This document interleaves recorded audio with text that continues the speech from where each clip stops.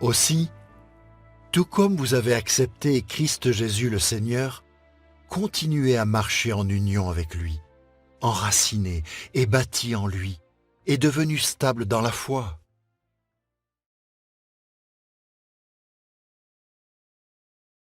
Nous devons rejeter les enseignements des apostats.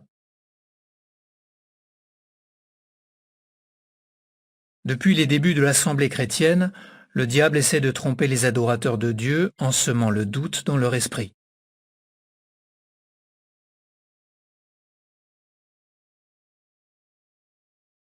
Nous devons donc savoir faire la différence entre un fait et un mensonge. Nos ennemis recourent parfois à Internet ou aux réseaux sociaux pour ébranler notre confiance en Jéhovah et notre amour pour nos frères et sœurs. N'oublie jamais qui est à l'origine de cette propagande et rejette-la.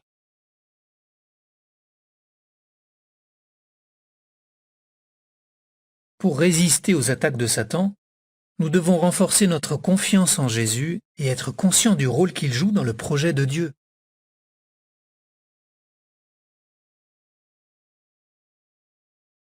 Nous devons également faire confiance aux hommes que Jéhovah a choisis pour diriger son organisation.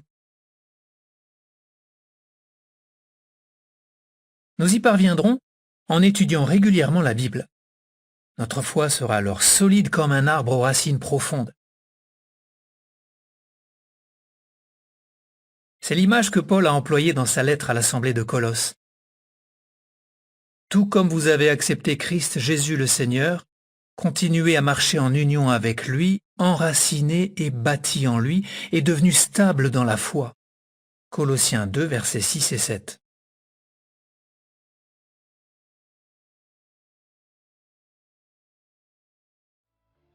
Satan ou ceux qui l'influencent ne réussiront jamais à déstabiliser un chrétien qui a acquis une foi solide.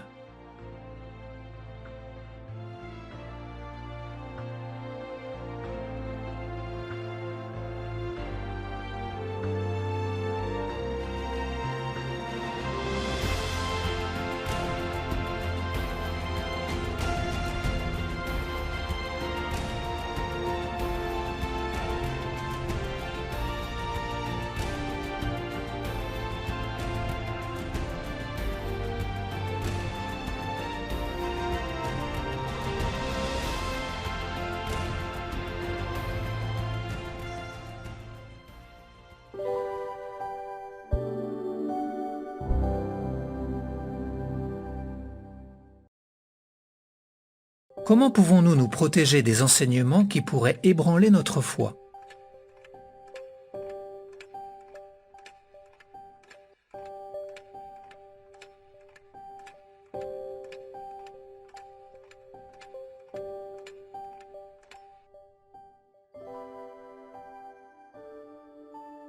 Nous devons donc savoir faire la différence entre un fait et un mensonge. Nos ennemis recourent parfois à Internet ou aux réseaux sociaux pour ébranler notre confiance en Jéhovah et notre amour pour nos frères et sœurs. N'oublie jamais qui est à l'origine de cette propagande et rejette-la. Pourquoi devons-nous étudier régulièrement la Bible ?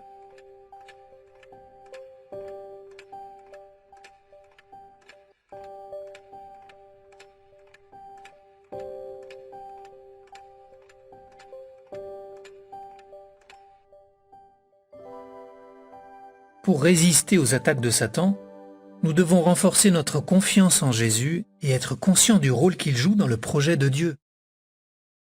Satan ou ceux qui l'influencent ne réussiront jamais à déstabiliser un chrétien qui a acquis une foi solide.